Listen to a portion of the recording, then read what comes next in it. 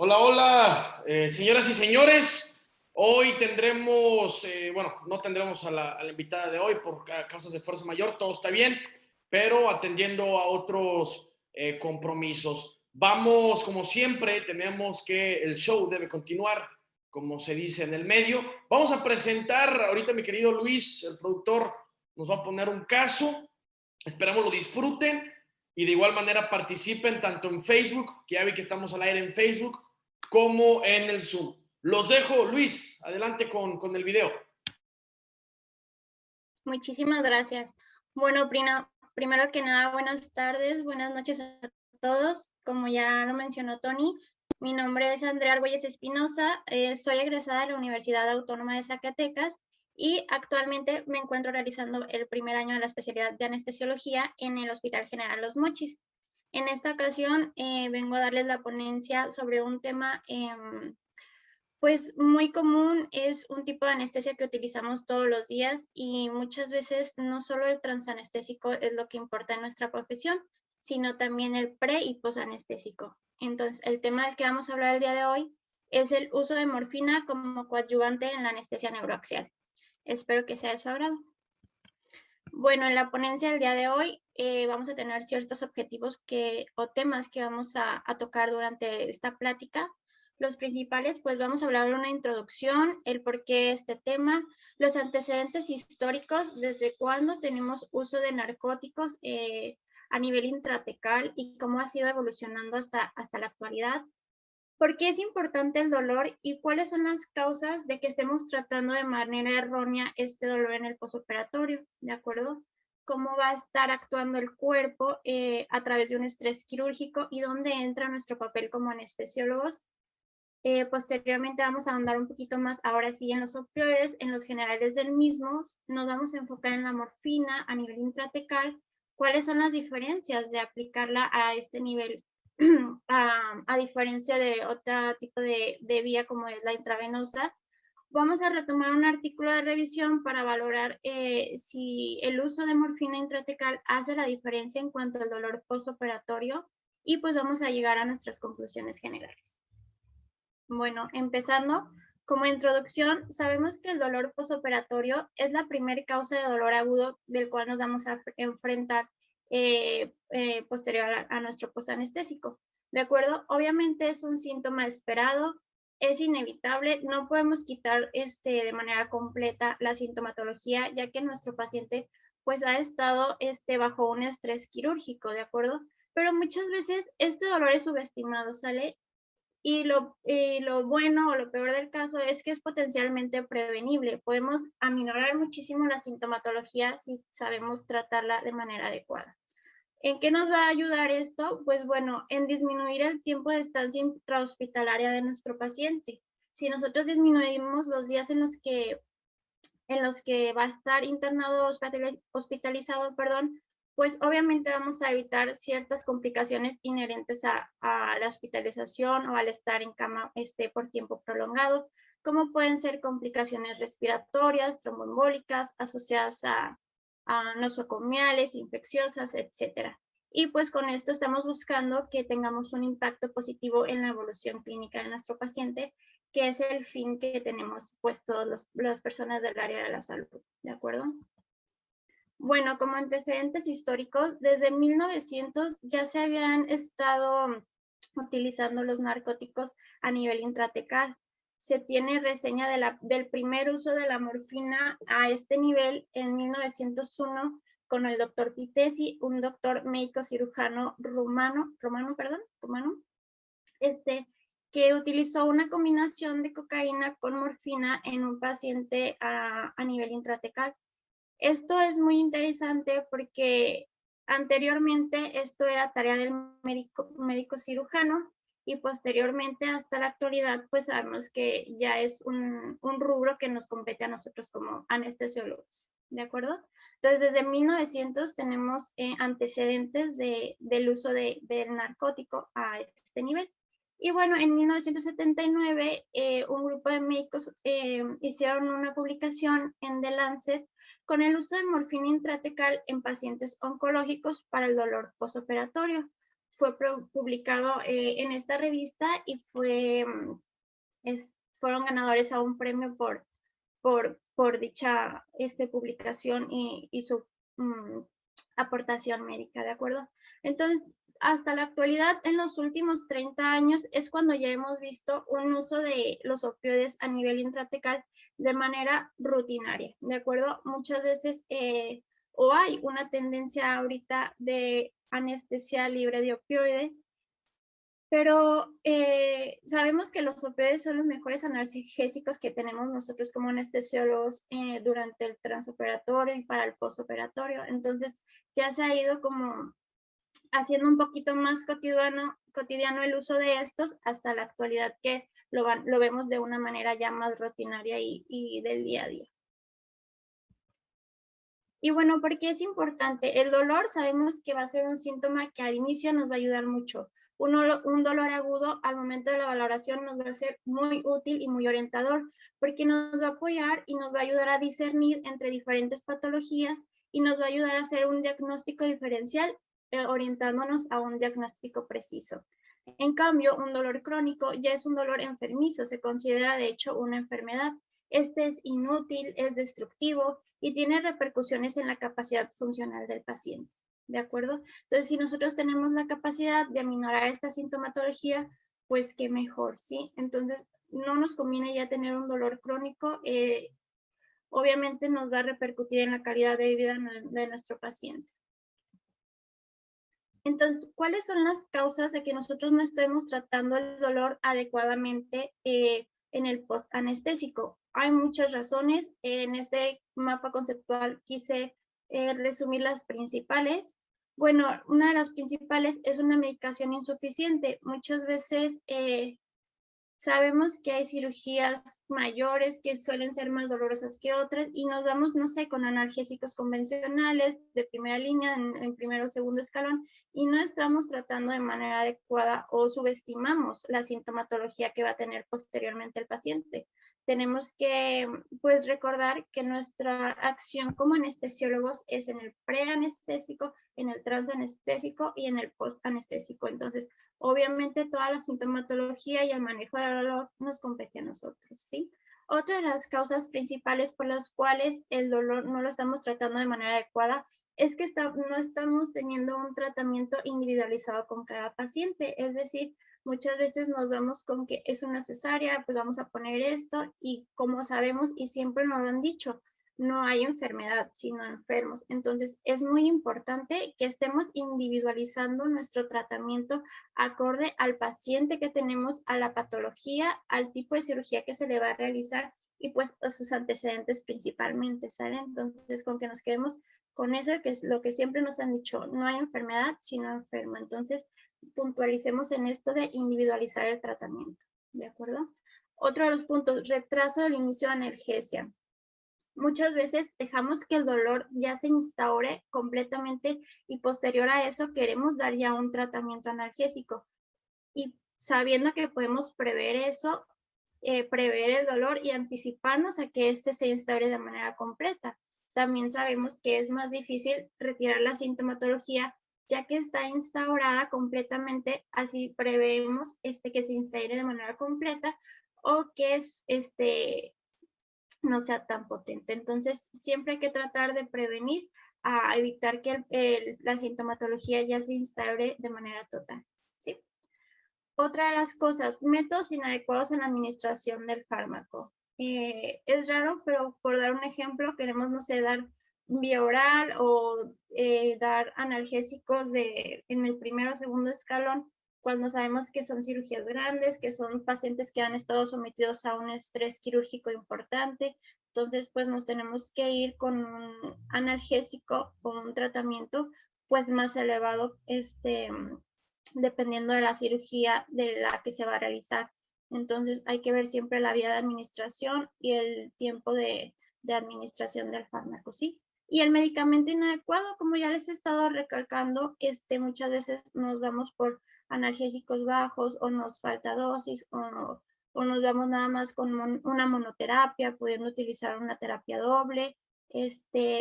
diferentes tipos de cosas y de situaciones por las cuales no estamos tratando de manera adecuada el dolor en el postoperatorio como tal.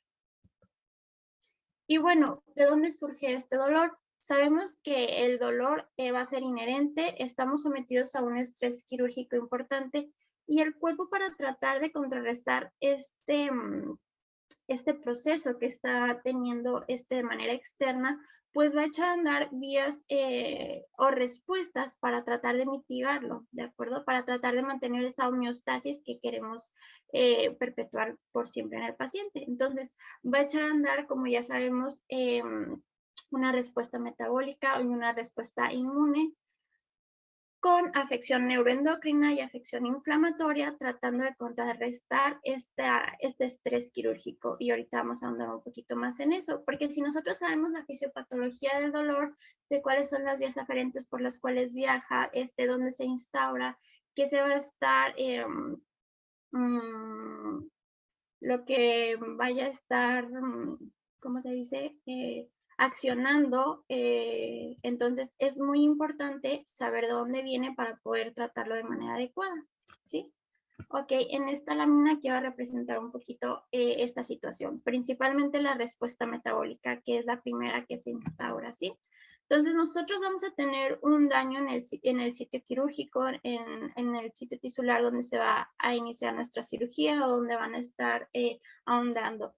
Obviamente vamos a tener una reacción a través de las fibras neuronales por una vía aferente en el asta posterior dorsal de la neurona, que va a viajar hasta la corteza cerebral, dándonos el mensaje de que está habiendo una lesión directa en este sitio. También, aparte de llegar a la corteza cerebral, nos va a llegar a una parte importante del hipotálamo que se llama núcleo paraventricular. Está señalado con la flechita amarilla. Este núcleo paraventricular es un conglomerado de células neuronales que nos van a detectar estos lesiones o daños tisulares y van a querer contrarrestarlos y mantener la homeostasis en el cuerpo, sale echando a andar procesos metabólicos, neuroendocrinos y fisiológicos para contrarrestar esta respuesta. ¿Y qué va a hacer el núcleo paraventricular? Pues va a estimular al hipotálamo, ¿de acuerdo? El hipotálamo va a empezar a producir hormona liberadora de corticotropina, que esta a su vez va a ir a estimular a la hipófisis y va a haber una sucesión de producción de hormonas muy importantes con el fin de contrarregular esta situación. Y aquí lo vamos a ver un poquito mejor. ¿De acuerdo? Entonces, ante cualquier estrés quirúrgico, lo que va a estar estimulándose o llegando la información principal, además de la corteza cerebral, pues va a ser el hipotálamo, como ya les había dicho. En el hipotálamo vamos a tener liberación de hormona liberadora de corticotropina, que esta a su vez nos va a llevar acción a la porción anterior de la hipófisis, con liberación de hormona del crecimiento y ACTH. Esta ACTH nos va a llegar a estimular a través del eje hipófisis, hipotálamo, glándula suprarrenal, pues esta última, la glándula suprarrenal, con una liberación elevada de cortisol. Aparte de todo eso, obviamente vamos a echar a andar el sistema nervioso simpático, ¿sale? Que es el principal que se va a echar a andar a cualquier estímulo externo, ¿sí? Y a su vez pues va a mandar señales también a la médula de la glándula suprarrenal con liberación elevada de adrenalina. Y a nivel de la hipófisis posterior pues nos va a liberar hormona antidiurética. Ustedes dirán, pues ¿para qué es todo esto? Ok, nosotros cuando tenemos el dolor en el monitor lo vemos y siempre nos lo han dicho con elevación de la frecuencia cardíaca y una elevación de la TA. Entonces, ¿por qué mecanismos están elevando la TA y por qué mecanismos están elevando la frecuencia cardíaca? Pues es por todo este mecanismo hormonal que se desencadena a través del estrés quirúrgico. Sabemos que el cortisol va a ser una hormona del estrés, al igual que la adrenalina, nos va a causar vasoconstricción, aumento del tono vascular. Esto a su vez pues nos va a disminuir el flujo sanguíneo a nivel renal, se va a echar a andar el sistema renina-angiotensina-aldosterona, con mayor vasoconstricción, mayor resistencias vasculares periféricas. Esto nos va a aumentar la precarga y a mayor precarga pues va a haber mayor frecuencia cardíaca para tratar de redistribuir este flujo. Entonces, de ahí aumentando el gasto cardíaco y aumentando las respuestas vasculares periféricas, pues tenemos un aumento en la TA y un aumento en la frecuencia cardíaca. ¿De acuerdo? Entonces, todos estos sistemas y sabemos la respuesta inflamatoria con liberación de leucocitos, de células natural killer, de citocinas proinflamatorias como es la interleucina 1, la interleucina 6, el factor de necrosis tumoral, pues todo esto conjugado pues nos va a hacer que el cuerpo esté tratando de contrarrestar el estrés quirúrgico, aumentando, como ya les he mencionado, pues la frecuencia cardíaca y la presión arterial. Entonces, tratamos nosotros con los analgésicos, con el tratamiento que estemos dando para el dolor, disminuir o aminorar toda esta respuesta que se tiene por parte de este sistema para tratar de disminuir esta sintomatología y evitar cambios bruscos en nuestros signos vitales. Ok, entonces ya teniendo un panorama más claro acerca del dolor, por qué no lo estamos tratando, de dónde viene y el por qué, vamos a entrar ahora sí de lleno al tema que nos compete, ¿de acuerdo? Uti, vamos a hablar entonces un poco de la morfina. Entonces sabemos que la morfina es el opioide, es el estándar de oro de los opioides, es una base débil, tiene una unión principal a proteínas que es la albúmina de un 30 a un 35%, es agonista de los receptores Mu, nos va a mitigar la sensibilidad no susceptiva y esto nos va a brindar la analgesia que tenemos con este fármaco. Y sabemos que como todo opioide, pues va a estar acoplado también a proteínas G.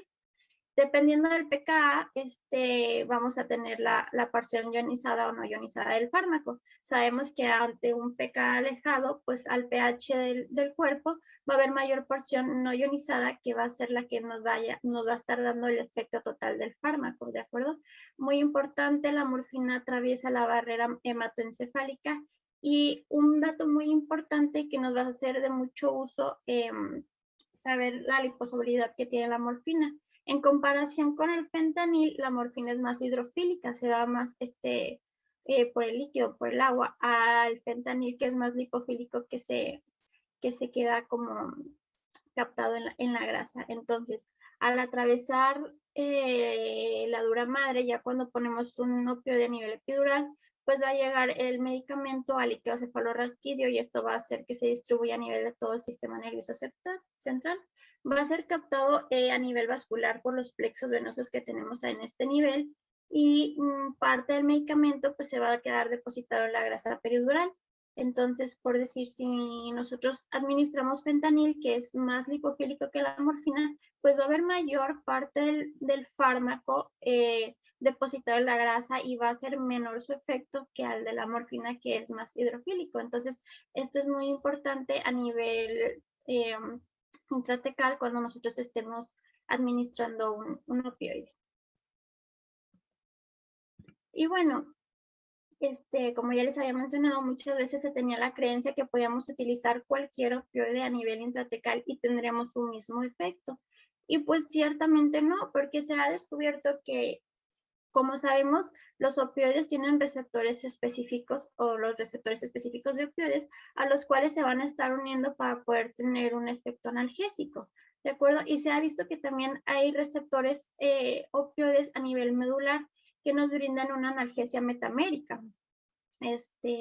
Entonces, esto es muy importante para nosotros conocer la farmacocinética y la acción del fármaco que va a tener a este nivel. Entonces, todo eso va a depender su capacidad de distribución, ¿sí? Entonces, dependiendo del sitio de entrada, nosotros vamos a poder ver el punto de acción que va a tener este fármaco, ¿de acuerdo?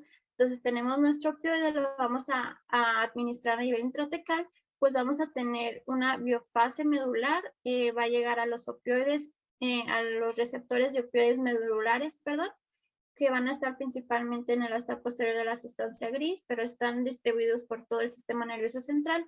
Y pues vamos a tener ya una analgesia en este nivel, una acción del fármaco a este nivel, ya sea si es administrado a nivel intradural o a nivel subaracnoide.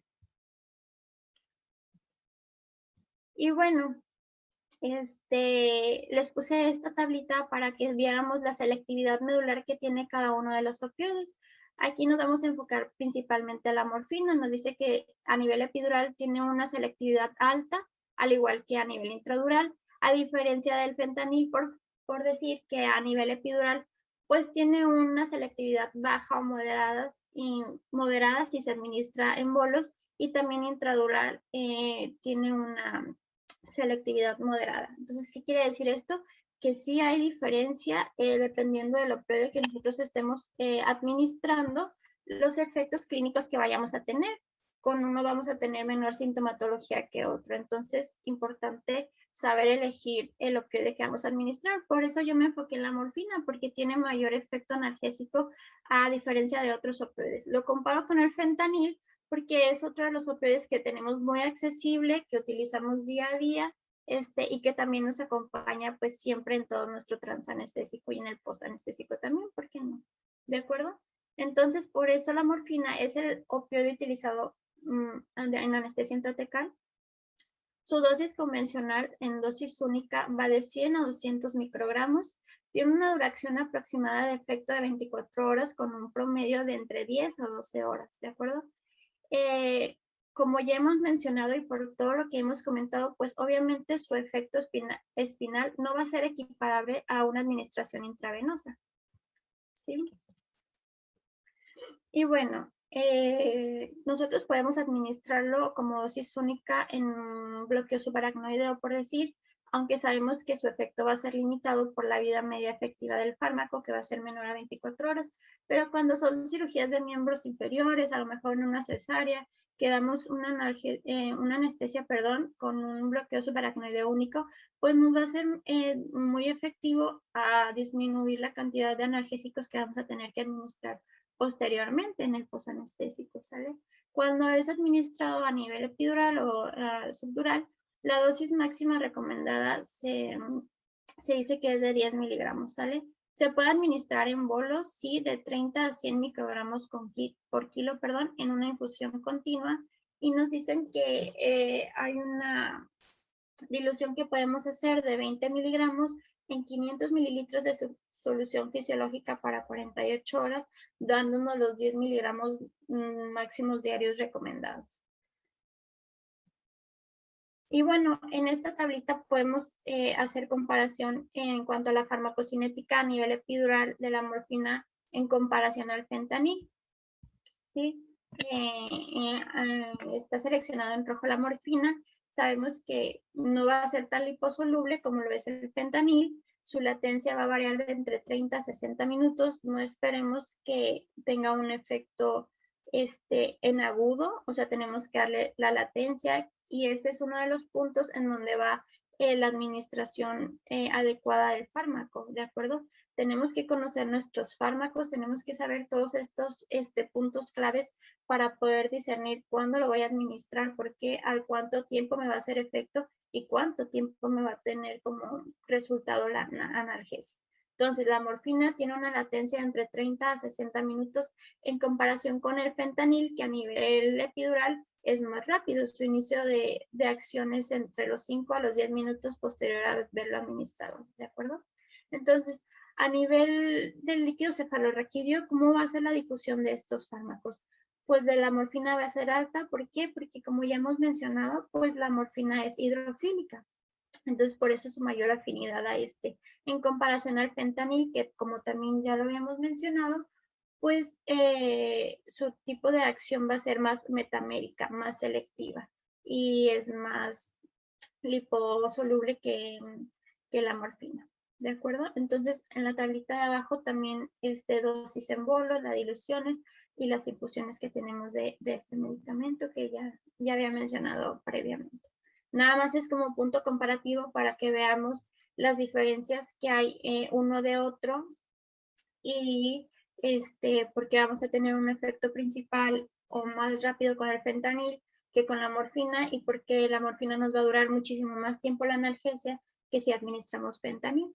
Entonces, por eso se me hizo interesante tomar este tema, porque la morfina es un medicamento accesible que podemos poner o administrar, en cirugías abdominales o de miembros pélvicos y nos va a ayudar muchísimo en el posoperatorio. Ahorita veremos un ejemplo de un estudio experimental que se le hicieron a 327 pacientes que estaban programados para una prostatectomía suprapúbica por tener un diagnóstico de hiperplasia prostática benigna. A estos 327 pacientes, perdón, los dividimos en dos grupos. En un grupo A fueron 163 pacientes y un grupo B, 164 pacientes. En el grupo A se les administró el tipo de anestesia que se les ofreció fue un bloqueo subaracnoideo. Se utilizó bupivacaína al 0.5%, se le administró 7 miligramos en el grupo A y se agregaron 200 microgramos de morfina, a comparación con el grupo B, que únicamente se fueron con el anestésico local. Entonces, lo que querían ver y valorar era al cuánto tiempo posterior a la cirugía presentaban mayor grado de dolor los pacientes, para discernir si el uso de morfina era un buen coadyuvante en una anestesia con un anestésico local y no tendríamos tanta sintomatología. Pues se llegó a la conclusión que el tiempo promedio de analgesia en el grupo de pacientes donde se administró morfina fue el pico máximo de dolor de los pacientes a las 10 horas aproximadamente, en comparación a los pacientes en donde no se administró morfina a nivel de subaracnoideo, que el tiempo promedio de analgesia duró 2.9 horas con un analgésico convencional. Entonces, la diferencia es mucha, es demasiado el tiempo en el que podemos nosotros disminuir esta sintomatología si administramos este narcótico a este nivel. ¿De acuerdo? Y en esta tablita lo clasificamos mejor. En esta tabla, perdón. Andrea, tenemos solamente 4 minutos para terminar. Sí, muy bien, ya voy a terminar, ya es lo último, gracias. En esta tabla nos hacen ver al cuánto tiempo de, a los cuántas horas empezó a presentar la sintomatología. La línea azul con morfina hasta las 10 horas, la línea roja sin morfina a las 2 horas más o menos.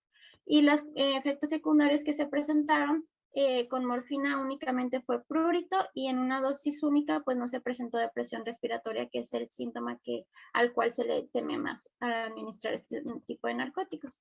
Entonces, ya como conclusiones finales, nosotros tenemos que tener un monitoreo constante, bueno, más bien un monitoreo continuo de las constantes vitales antes, durante y después. Tenemos que trabajar en equipo y tener una comunicación constante con nuestro personal, siempre avisarles que se administró tal fármaco a nivel del bloqueo, que puede llegar a tener estas complicaciones o que estemos al pendiente de estos síntomas que no se vayan a presentar. Hacer nuestro tratamiento individualizado, como les he estado recalcando en esta presentación. No hay enfermedad, sino hay enfermos. Hay que conocer bien nuestros fármacos porque nos son de mucha ayuda si sabemos bien la farmacocinética de los mismos y pues tener un protocolo de actuación en caso de alguna complicación, que aunque es rara, pues no tenemos que confiarnos siempre. Puntos claves de esta plática: la biodisponibilidad de los receptores de opioides medulares, de opioides hidrofílicos principalmente, pues supera a los lipofílicos como el fentanil, por eso la morfina es mejor que el fentanil a nivel intratecal. Por eso la FDA la considera como la primera línea de opioides para uso espinal. Es mejor este tipo de administración por esta vía que la parenteral, tiene mayor efecto analgésico. Y pues una dosis única no nos va a dar riesgo de depresión respiratoria y obviamente pues no utilizar en pacientes ambulatorios, ¿de acuerdo? Entonces hay que conocer nuestros fármacos, hay que utilizarlos y hay que darle seguimiento a los pacientes en el posanestésico, que es lo principal y que también nos compete a nosotros como anestesiólogos. Y sería todo de mi parte. Muchísimas gracias. Eso fue todo, amigos. Gracias por conectarse. Saludos a la gente que ha estado comentando, como Ignacio Rubén Oaxaca. Saludos a la gente que se ha estado conectando también. Vamos viendo quién está por aquí. Está Aurora Reyes, Bárbara Bueno, Carlos Sánchez. Un saludo también a Carol Cruz, que está muy al pendiente de aquí del programa, la productora Estrella. Franco Pedro, está Eladio Nájera Garduño. Jorge Miguel, Jorge de la Rosa González, Josefina Pesina. Gracias a todos ustedes por acompañarnos en este lunes un poco atípico, un poco diferente, pero adecuándonos y cumpliendo con todos ustedes para que no se pierdan de su lunes de La Voz del Residente. Nos pregunta, bueno, pone un comentario aquí, Ivette. Información interesante, felicidades y buenas noches a todos. Muchas gracias, les mandamos un abrazo a todos y nuevamente gracias por acompañarnos. Nos ponen acá muchas felicidades a la doctora, tiene un excelente dominio de palabra y una muy buena forma de exponer, así como dominio de tema y de conocimientos. Coincido, suscribo con el comentario. Les mando un abrazo, que tengan excelente inicio de semana. Nos vemos el próximo lunes y sigan en sintonía de La Voz del Residente. Mañana toca ginecología y obstetricia. Bueno, el miércoles tenemos teoría del caso, jueves tenemos traumatología, medicina general los viernes. Entonces sigan en sintonía. Acabamos por hoy lunes, pero continúa el programa semanal. Que tengan excelente inicio de semana. Nos despedimos. Muchas gracias.